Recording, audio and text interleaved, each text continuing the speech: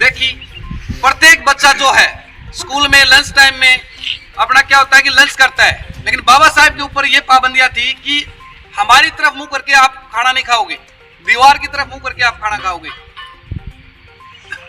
बाबा साहब की एक बाइक है वेटिंग फॉर वीजा, उसमें 6 अध्याय हैं।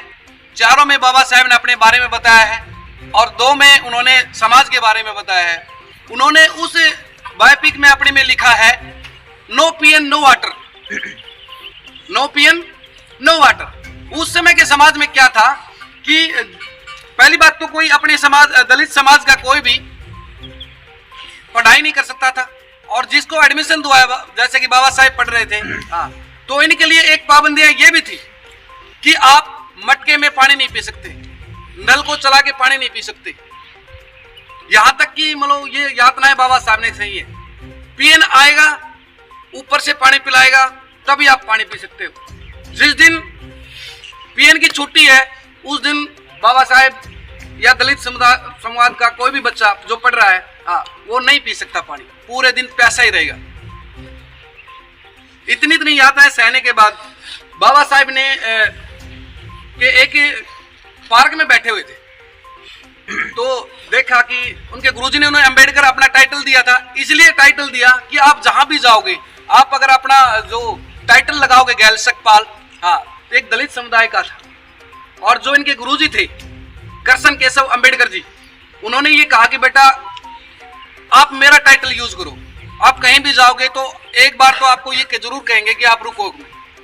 तो इन्होंने इनके गुरुजी का टाइटल लगाया हुआ है इन्होंने, अंबेडकर जी। तो एक बार बाबा साहब कहीं पार्क में बैठे हुए थे, तो वहां पे एक पंडित जी थे, दादा केलुस्कर, अच्छे समाज सेवी थे और लेखक थे। वो बाबा साहब को देख रहे थे कि ये बच्चा डेली आता है पार्क में, देखते हैं। तो उन्होंने बाबा साहब को बुलाया कि बेटा क्या कर रहे हो तुम यहाँ पार्क में। बाबा साहब ने कहा कि मैं बुद्ध की जीवनी पढ़ रहा हूँ, कुछ किताबें पढ़ रहा हूँ। केलुस्कर साहब ने क्या कहा कि बेटा फिर यहाँ पार्क में तो यहाँ अच्छी पढ़ाई नहीं होती, शांति नहीं है, आप अपने घर पे बैठ के पढ़ो। तो उन्होंने कहा बाबा कुछ भी है, बैठने की जगह मेरे पास ये है, घर में इतना वो है नहीं। तो उन्होंने देखा कि बच्चा काफी पढ़ने वाला है, तो उन्होंने बड़ौदा के राजा, पहले रियासतें होती थी, उस समय बड़ौदा के जो राजा थे सयाजी राव, उन्होंने एक स्कीम चलाई थी, कोई भी बच्चा अगर पढ़ना चाहे तो हमें स्कॉलरशिप से अमेरिका भेजेंगे। ये बात है दूसरे विश्व युद्ध के दौरान की, 1931 से 36 तक के बीच की। तो दादा केलुस्कर ने अंबेडकर जी का नाम आके बताया कि सर दादाजी ये लड़का है, पढ़ने में सही है और कृपया इन्हें ना आप भेजने का कष्ट करें। उस समय राजा की एक शर्त थी कि भाई मैं बच्चों को पढ़ा दूंगा, लेकिन बाद में आके ये मेरे राज्य में नौकरी करेंगे। इस शर्त के ऊपर मैं 4 साल के लिए इन्हें भेज दूंगा। बाबा साहब ने वो 4 साल ऐसे गुजारे कि उन्होंने 21 घंटे पढ़ाई करी। 21 घंटे पढ़ाई कोई भी नहीं कर सकता, लेकिन बाबा साहब ने कहा कि मैं 21 घंटे पूरी तरह पढ़ाई करूंगा। और ऐसी पढ़ाई करी, बाबा साहब को 9 भाषाओं का ज्ञान था। कितनी भाषाओं का ज्ञान था? लिखित नहीं है, लेकिन बताते हैं बाबा साहब के पास 32 डिग्रियां थी, 32 डिग्रियां थी। और जब बाबा साहब की मृत्यु हुई 1956 में, तब इनके घर में देखा गया लाइब्रेरी में 35,000 बुकें थी। तो ऐसे थे बाबा साहब। बाबा साहब एक बात जरूर कहते हैं अपनी जीवन में, उन्होंने लिखी है कि जिंदगी लंबी नहीं, जिंदगी महान होनी चाहिए।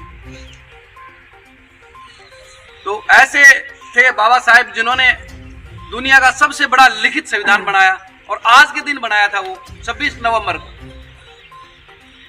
Thank you. संविधान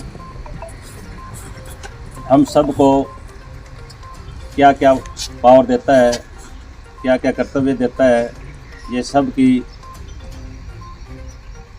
एक फ़ोटो मैं तुम्हारे सामने हूँ। संविधान की बदौलत ही मैं आज सरपंच हूँ। नहीं तो पहले संविधान से पहले माँ के पेट से राजा पैदा होता था, अब बेटियों से राजा पैदा होता है। सभी को मत का अधिकार है, तो संविधान ने दिया है। धन्यवाद। तथा जिसे हम कहते हैं प्रारूप समिति, ठीक है।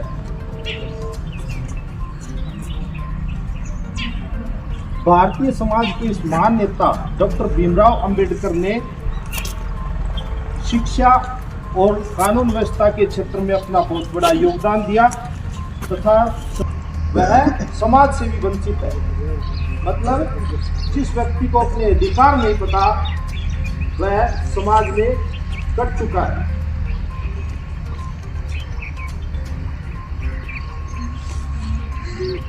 बाबा साहिब ने जातिवाद, असमानता के खिलाफ सख्त विरोध किया था और बाबा साहब भीमराव अंबेडकर ने खासकर महिलाओं के लिए भी उनको समान अधिकार दिलाने के लिए एक बहुत बड़ा महान योगदान दिया। आज उनके विचार हमारे लिए बहुत ही प्रेरणादायक है और आदर्श है। वो तो आज बाबा साहेब अम्बेडकर की पूजा इसलिए होती है कि वो सबसे बड़े पढ़े लिखे। आज बच्चे कहते हैं साथियों को संविधान दिवस की हार्दिक शुभकामनाएं। जैसा कि आप सभी को पता होगा कि भारत हर वर्ष 26 नवंबर को संविधान दिवस मनाया जाता है। 26 नवंबर 1949 को संविधान सभा द्वारा भारत के संविधान को स्वीकृत किया गया, जो कि 26 जनवरी 1950 को प्रारंभ में आया। संविधान सभा की प्रारूप समिति सबसे महत्वपूर्ण समिति है। इस समिति के अध्यक्ष डॉक्टर भीमराव अंबेडकर थे। संविधान निर्माण में डॉक्टर भीमराव अंबेडकर का महत्वपूर्ण योगदान रहा। इसी कारण इन्हें भारतीय संविधान का जनक भी कहा जाता है। डॉक्टर भीमराव अंबेडकर जी की 125वीं जयंती के रूप में 26 नवंबर 2015 को पहली बार भारत सरकार द्वारा संविधान दिवस संपूर्ण भारत 26 जनवरी 1950 को पूरे देश में लागू हो गया था। लेकिन आपके मन में ये ज़रूर होगा कि आखिर संविधान है क्या, संविधान की ज़रूरत क्यों पड़ी, संविधान के अंदर क्या है। संविधान एक नियमों का संग्रह है, एक किताब है, एक नियमों का संग्रह है। संविधान की ज़रूरत क्यों पड़ी? भारत जैसे विशाल देश में जहाँ पे हर 50 किलोमीटर में जाने के बाद लोगों की कल्चर और भाषाएं बदल जाती है, एक स्टेट से दूसरे स्टेट्स में जो लैंग्वेज वो चेंज हो जाती है, ऐसे विशाल देश में विभिन्नताओं से भरे देश को एक सूत्र में पिरोने के लिए, एक राह पे चलाने के लिए संविधान की ज़रूरत पड़ी। और जो कारनामा किया था हमारे बाबा साहिब डॉक्टर भीमराव अंबेडकर ने। संविधान एक किताब है, जिस प्रकार आपकी पाठ्यक्रम की, आपके सिलेबस की एक बुक होती है, उसके फर्स्ट पेज पे चैप्टर्स के नाम होते हैं, उसी प्रकार संविधान के फर्स्ट पेज पे उसकी प्रस्तावना लिखी है, फिर उसके शेड्यूल्स लिखे हैं। शेड्यूल्स को आप चैप्टर की तरह समझ सकते हैं। 12 शेड्यूल्स हैं, उन चैप्टर्स को ही फिर अंदर जाके आर्टिकल्स में बांटा गया है। आर्टिकल्स मतलब नियम्स। संविधान में कुल 12 शेड्यूल्स, 395 अनुच्छेद, व इन अनुच्छेदों को 22 भागों में बांटा गया है। फॉर एग्जाम्पल आर्टिकल 1 हमें ये कहता है कि भारत स्टेट्स, राज्यों। हमारा संविधान 26 नवंबर 1949 को बनकर तैयार हुआ था, जिसे हमने अपना लिया था। फिर हमारा लागू हुआ 26 जनवरी 1950 को। फिर आप कहोगे सर ये 2 महीने का गैप कैसे आ गया बीच में, उसी दिन अपना लेते। तो उस दिन भी एक विशेष बात थी। उस दिन जवाहरलाल नेहरू ने 26 जनवरी 1930 को रावी नदी के किनारे तिरंगा फहराकर ये बात कही थी कि हम आज़ादी लेकर रहेंगे। कहने का मतलब कि आज़ादी की घोषणा कर दी थी। इसीलिए 2 महीने का गैप था, वो इसी को कवर करने के लिए बीच में 26 जनवरी का जो दिन था वो विशेष रूप से अपनाया गया। हमारा संविधान का मतलब यही है कि हमारे जो आदर्श हैं उनको जीवन में लागू करना और समतरता को दिखाना कि हम समतर्त हैं। समतर्त भारत का मतलब यही है कि हम अपनी आज़ादी अपनी तरह से जी लेते हैं।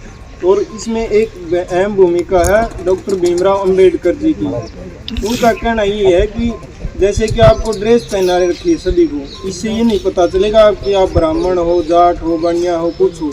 ये ड्रेस इसीलिए अपनाई गई थी कि सब एक समान दिखे। कोई बताने वाला दूर से ये ना कह दे कि इस जाति का है, इस धर्म का है। ये सब भेदभाव मिटाने के लिए सबसे पहले तो फौज में थी ड्रेस, पुलिस में और स्कूल में यही ड्रेस है, बाकी तो कोई ड्रेस लगती ही नहीं।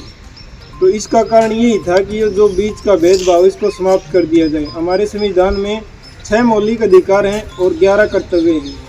मौलिक अधिकारों का मतलब तो ये होता है कि सरकार उनको आपके जीवन में लागू करेगी, ज़बरदस्ती करो। जैसे पढ़ाई का अधिकार है, सर कह देंगे कि हम तो नहीं पढ़ेंगे, लेकिन 14 वर्ष से पहले आप किसी कोई काम भी नहीं कर सकते। उसका मतलब यही है कि आपकी उम्र 14 है, इतने तो आपको पढ़ना ही पड़ेगा। अगर नहीं पढ़ोगे तो घर बैठे रहो, लेकिन आप किसी प्रकार का कोई काम नहीं कर सकते, जैसे कि उससे आपको पैसा मिले या मजदूरी मिले। इसको रोकने के लिए ये अधिकार हैं, मौलिक अधिकार 6 पता ही होंगे आपको, समतलता का, समानता का, शिक्षा का, जो जितने भी अधिकार हैं, और 11 कर्तव्य। कर्तव्य का मतलब ये है कि हम सरकार हमसे करवा सकती है, करें या ना करें। सरकार ये बोलती है कि पेड़ पौधे लगाएं, ये हमारा मौलिक कर्तव्य है, ये आप लगाओ ना लगाओ वो आपकी मर्जी है। जैसे सरकारी संस्थान है, किसी को आप किसी प्रकार का नुकसान नहीं पहुंचा सकते उसको। अगर आप किसी प्रकार की कोई हानि होगी तो आपको स्वयं भरपाई करनी पड़ेगी उसके लिए। इसीलिए डॉक्टर भीमराव अम्बेडकर जी ने ये यातनाएं सहते हुए इतना बहुत कुछ आगे निकलकर ये सब आपके लिए किया है।